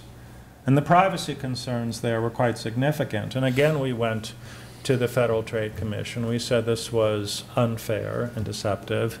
And there was an extensive investigation, and the FTC agreed with us, and another consent order was established with Google. Now, this would sound like a very happy story in terms of the evolution of consumer privacy rights in the United States, but we ran into an interesting problem, which is that although the FTC had established these significant settlements with the two leading internet companies that were collecting user data, they seemed reluctant to enforce them. So for example, I just want to, how many people here are Facebook? Oh, come on. All right, thank you. Well, you remember timeline. I mean, most of you, I think, have been timelined, verb transitive. In other words, Facebook made a decision, you know, several months ago to change the architecture of your wall so that all of your posts basically become available, when in the past they had become largely inaccessible, you might say archived. And we said that was a problem under the consent order, objected to that. Nothing happened with Facebook. And then with Google, they announced in January of this year that they were going to consolidate all of their privacy policies across the 60 different services on March 1st of this year, which from a privacy perspective is actually quite bad, because one of the key concepts in the privacy realm is that you give information in a particular context for a particular service. So if you're signing up for an email service, the information you give is relative to that email service, not for the social network service, not for books, you know, online books, mapping, and so it goes. So that was the case where we actually sued the Federal Trade Commission to enforce its consent order against Google. And a district court judge ruled against us, not that she didn't see the problem, but she said that it was ultimately for agencies to decide when to enforce their orders. I would say, you know, the epilogue of the story is that 2 months later, the Federal Trade Commission announced in the settlement of the Safari browser hack matter with Google its largest fine in history, which was $22 million against Google for representing to users that they could rely on the Safari privacy settings, and at the same time they were exploiting the Safari browser settings to obtain user information. Well, I know this has been kind of a bouncing around type of survey, but I am trying to support a central point here, which is that it is vitally important with regard to the right of privacy that we engage in these debates and pursue these claims through our legal institutions. You know, when Justice Goldberg wrote that concurrence, there was not a lot of support for the view that the Ninth Amendment could be read in the way that he proposed. And I'm not sure today, in fact, if there's a lot of support for viewing the Ninth Amendment in that way.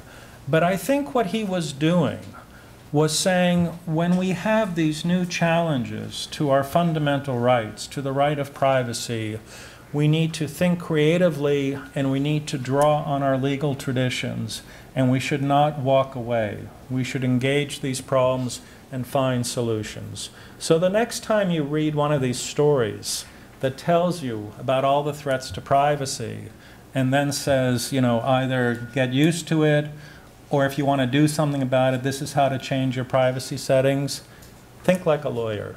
Think big. Litigate. Thank you.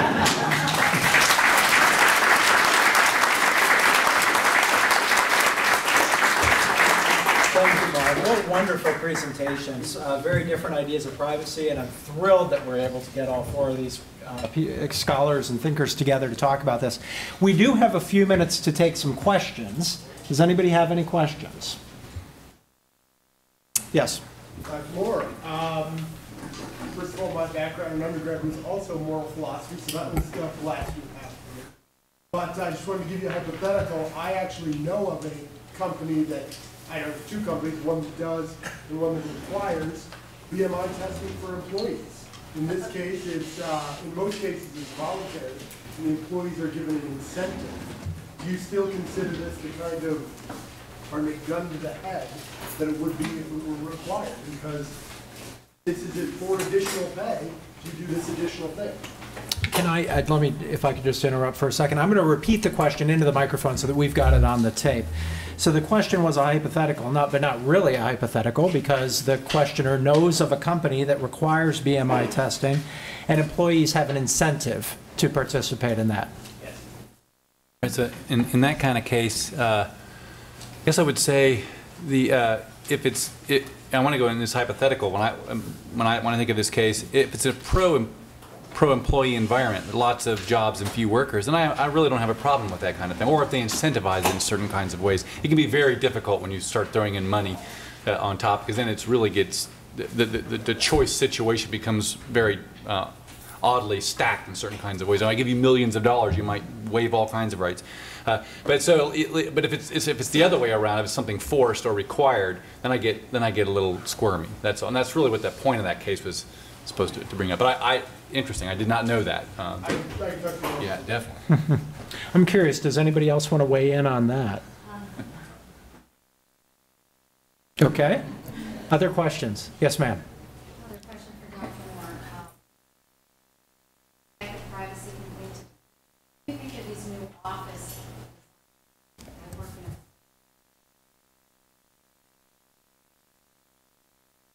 Aren't even walls anymore. They're just like gas stations. It's kind of like Bentham's panopticon, right? Jeremy Bentham, a philosopher, actually designed a prison where you could have this kind of thing, and it looks like in many cases the workplace is the modern workplace is that kind of prison. I do we do know that people can. I think the studies I've looked at say individuals can suffer quite a bit of that kind of observation and be more or less okay, but it's systematic over the long haul. I think the studies show that these, if you spend years at this kind of place under that kind of scrutiny, you will not be very loyal as an employee. You will develop ways of defeating the monitoring, and I have all kinds of anecdotes on that and how it happens. And I mean, everything they're actually online now selling fake eyeballs that like things that go over your eyes, so you can actually be sleeping on the job and it looks like you're actually working. And on it goes, right? And there's somebody who's saying, I don't like this way of monitoring me, and I'm going to opt out using technology. Right? I don't know if it's for monitoring as much as a lot more space in the office. I just think that people don't have.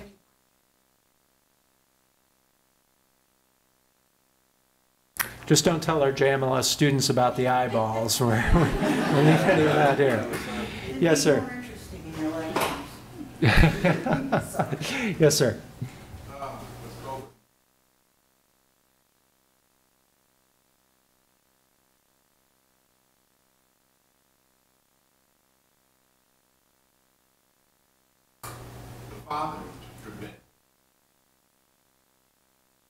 Yeah, there's actually been quite a lot of case law in that area, and the fathers have always lost on a bodily integrity argument, essentially that the woman has, as long as the pregnancy is within her, she has the right, in the conflict between the woman and the man, she has the right to make that decision.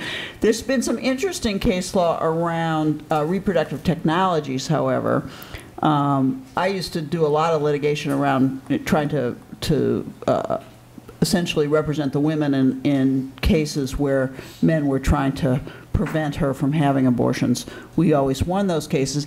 But ironically, in the reproductive technology area, where you're talking about a fertilized egg outside of the woman's body, then it seems to me you have a much greater interest of equality of the man to basically say, I don't want my reproductive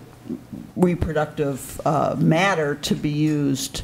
We did, you would remember a number of years ago, the case about the fertilized egg, and the woman wanted to get pregnant. The husband said, I don't, it was frozen embryo. The husband said, I don't want her to get pregnant with my fertilized egg.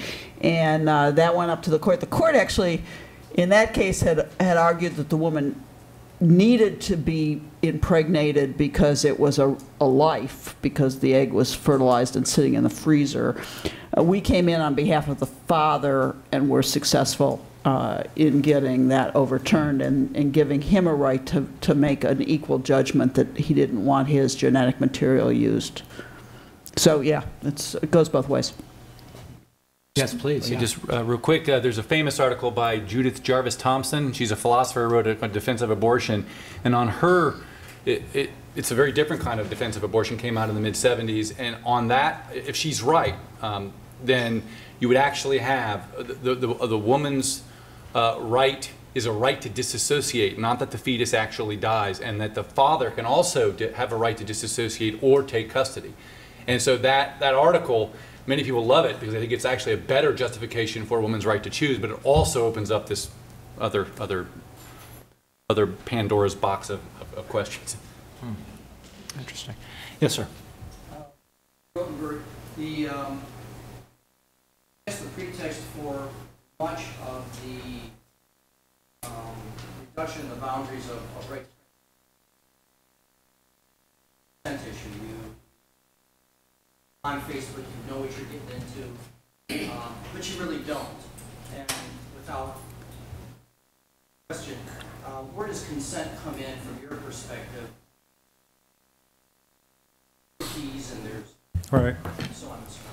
Well, you know, it's a very interesting issue that runs throughout the law. I think it's a part of moral philosophy. You mentioned that your thesis was related to Lochner.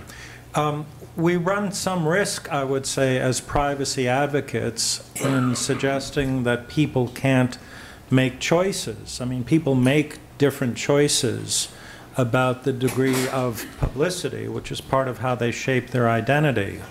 But at the same time, I think particularly in the data collection environment, many of these choices are not meaningful because people can't evaluate what the consequence is of agreeing to the terms of service that they're presented with.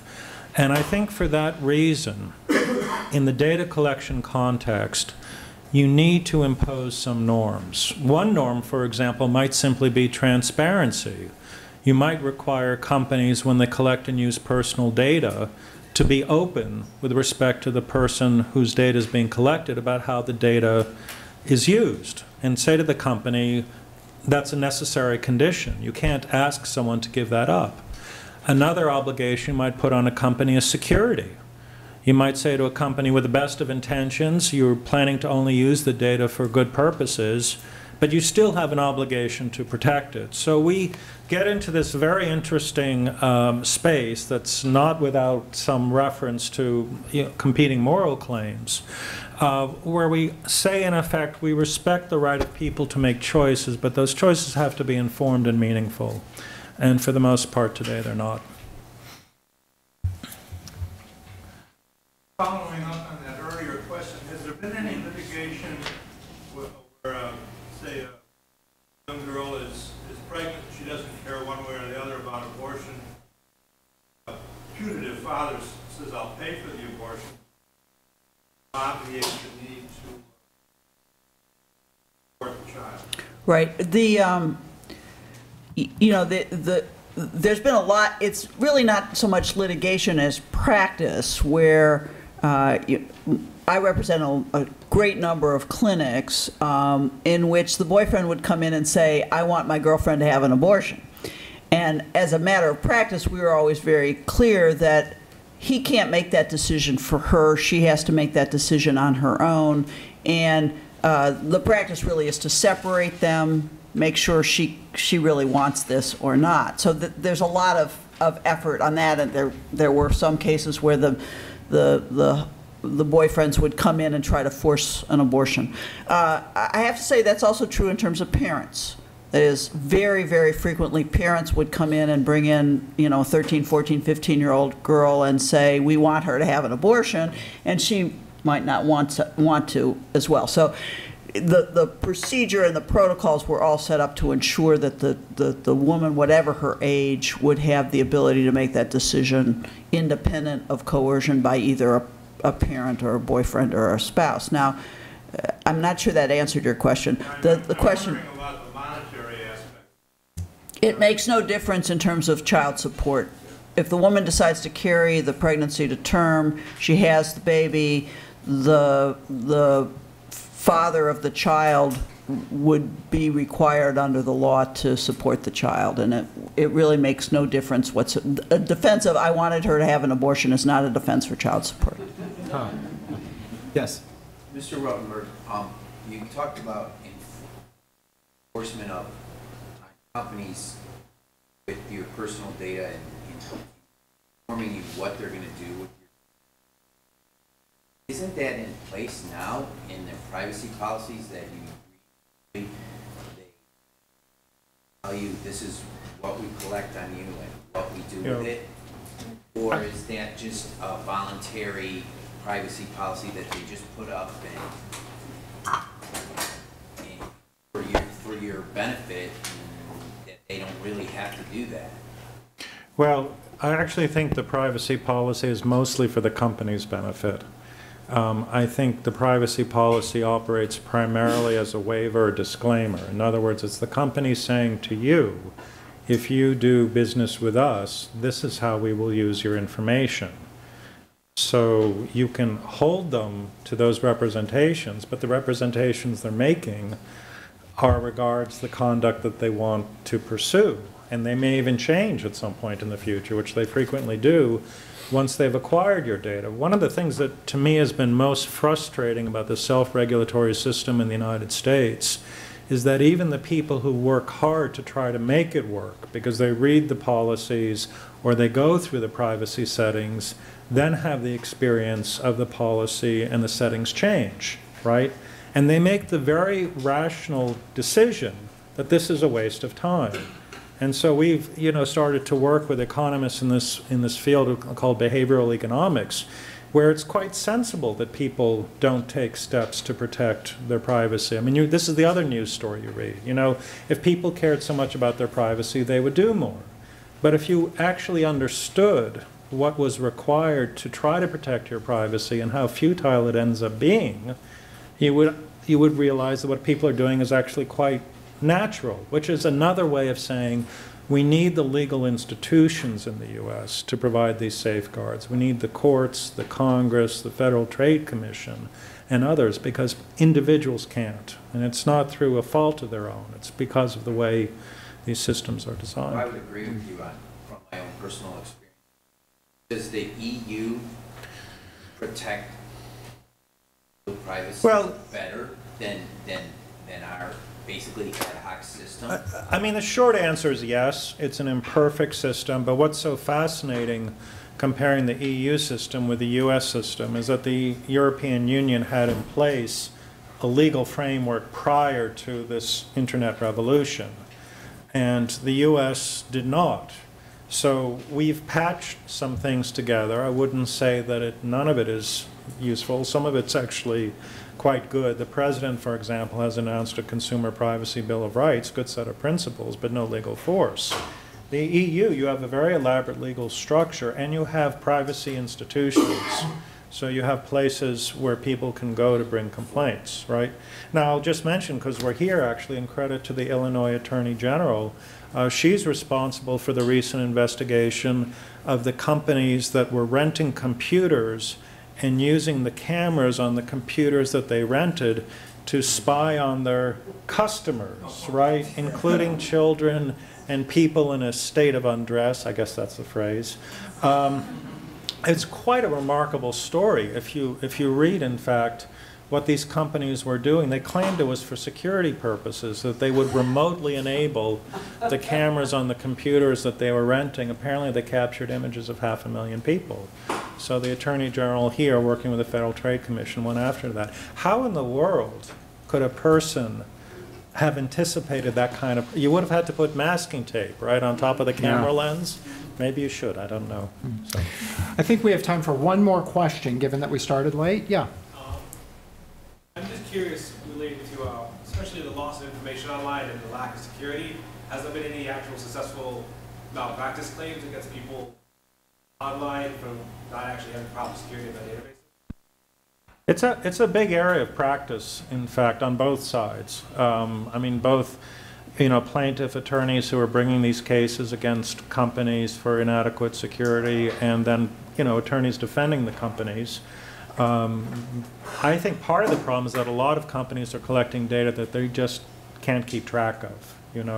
There's so much data collection nowadays, and you saw in the financial services sector over the last couple of years the amount of information they had, they didn't even realize they had it. And then when there were breaches, credit card numbers, social security numbers, everything became available.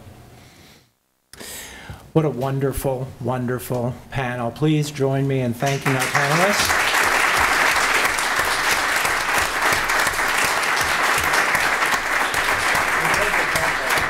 Thank you very much, and I believe Professor Sorkin has an announcement about the rest of the schedule. I'd like to join Steve in thanking our panel, as well as our other speakers today. That concludes our Thursday sessions. We're going to resume tomorrow morning at 8:30 with session 3 here in this courtroom. Between now and then, we have a couple of informal events planned for you. Please feel free to join us now on the first floor in the Student Commons for a reception. If you take the elevators on this floor down to 1 and then walk around, not through the security gates that will monitor everything about you, but around by the stairwell, you'll find the new Student Commons where a reception will take place immediately following this session. Then tomorrow morning at 8 o'clock, we'll be serving coffee and light refreshments or light breakfast on the 3rd floor. Registration tomorrow morning is going to take place there on the 3rd floor, and so we ask that you plan to arrive there before proceeding up to this courtroom or the 12th floor. And please do bring your name tags back. Thank you for coming, and I look forward to seeing you tomorrow.